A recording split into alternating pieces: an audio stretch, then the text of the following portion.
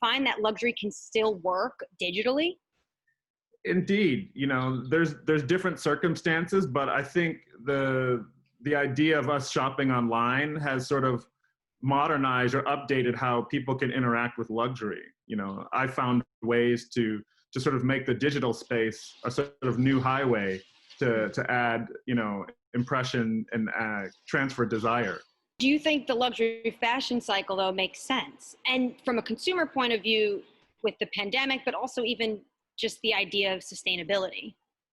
Well, that's what my last Louis Vuitton collection tackled. I recently just showed in Shanghai a show that had an unprecedented amount of views, and I challenged and modernized and updated this notion of consumption, or how we can sort of be more sustainable in our creative approach. And those things were on the runway last week, and then they'll be in the ecosystem of the retail network starting in January. I'm glad you brought up your Shanghai show, because I want to ask you about that. It is the second week of August. It's not Fashion Week. Yeah. You had this show in Shanghai in the middle of a pandemic. Is seasonality a thing of the past? Well, I would say there's a modern epiphany about like strict seasons. That model had been added to the fashion calendar in a different ecosystem, and now we live in a much different world.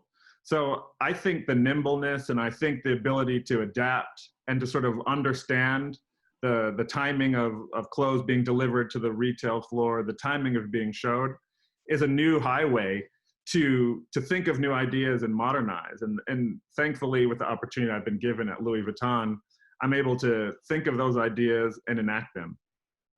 Do you think in the future going forward, where you see strong sales growth is where you might just say, all right, let's give ourselves a few months, but let's have a show there? Do you think that could start dictating where you start showing your collection? Indeed. A large format of what I did was showing in Shanghai is sort of removing this idea that ideas have to emanate from Europe, they have to emanate from Paris. And already it's a great freedom to say, we're a global brand. These brands that I operate, exist in different ecosystems. And we're celebrating the local sort of heritage by bringing the collection in those places and showing them locally there. So would you say that fashion weeks are now obsolete? I wouldn't say that fashion weeks are obsolete. There's a charm, there's a history. That's the epicenter of the trade that I love comes from. But I think that there's opportunity to sort of share that energy around the world.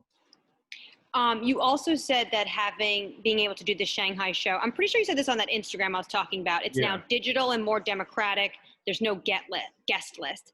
In that sense, do you think the pandemic can force the industry to become more inclusive and more welcoming? 100%. I think what we've learned through this year is that there's like subtle things that need to change about how we, interface with the customer and interface with the world. And, I'm one to believe that inclusivity is an important trait that I can embed in my work. That's what I've built my career on. And, I believe that that's a positive way forward.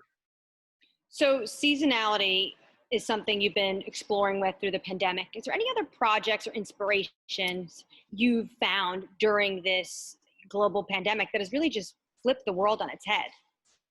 A lot of it is how I approach my advocacy. I found that, me being one of the few Black designers at the head of a Parisian fashion house gives me a unique opportunity to sort of lead in that space.